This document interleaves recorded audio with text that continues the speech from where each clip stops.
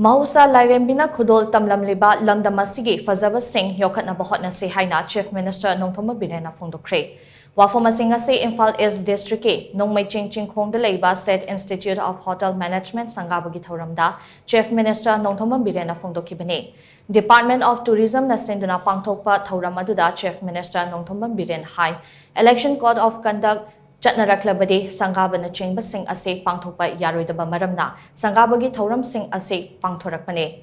Ngarang Sangabagi Thoram kaya amaso pangthokre tourism haibase semetlon amade employment ta achouba kanaba ama piba oibana MAHOUSHA LAIREMBINA KHUDOL TAMLAMLIBA LAMDAM ASIGI PHAJABA SING aikhoina yokhatuna LAMDAM ASIGI tourism chawkhatnaba hotnaba mathau tai Lengak asinasu tourism gi lamda ahenba miteng thamduna akanba mongda hotnare aikhoina thabak ama tawdringaida thabak aduna atopada akaiba natraga nungaitaba pokhanbra haina munna khanthaba mathau tai Masi aikhoina munna khanglabadi aikhoi masal ki marakta wakhal tanadaba leiroi lamdam asida thokliba irang ase hojik tapna MAHOUSHA gi fibamda hanjilakle irang asida hatheng nana chaitheng fangkhiba sing masa gi mayumda hanjilakpa hore hojik manung hanjina leiba mafam singda security force thambage thabak ayamba loshilakle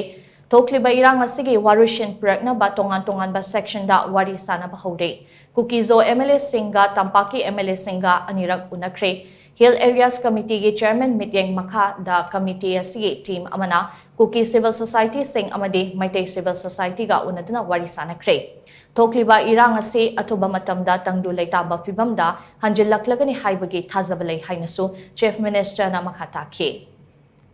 Ngasigi Thoram aduda Works Minister Govindas Konthozam, Power Minister TH Biswajit, MLA Singh amadi lengaki makok thongba official kyana sarugyaki.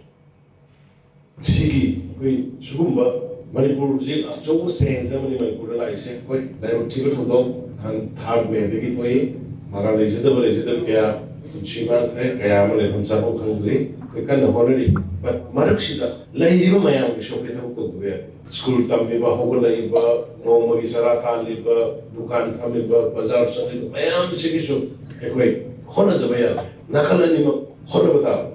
Aduna, Lago Television Shokwe, Jayamba, Security Forcing, Makamapun San, Equi, Kimba, deployed over Rochelle, Shona Sandi with the Gay, Mayam, Pap, Karakara, and then Miami Kuni Paukadaba, Patam Vire. Makata lang ba si HOTNABA hana LAIREMBI singasu hanjinaba hore state security force loina koi very vulnerable areas in koi deploy tawre ana kyam kan honari adu sonda su koi politically khanaba si valuation political dialogue wari otai sarabani lakadabani aduna koi madu gisu different angles koi wari otai saraba hori with Tampak ki honorable MLA Minister Shing Adamai Kuki Silao Sing Minister MLA Sing Anirak Unnakhre Adamai Manakta Nagagi Hilera Committee ki Chairman Sing Natawa Timamana Mutsatana Kuki ki Civil Society Sing Unari Maitei ki Civil Society Sing Unari Atho Matamda Pisu Hala Ani Haibagi Khajabulai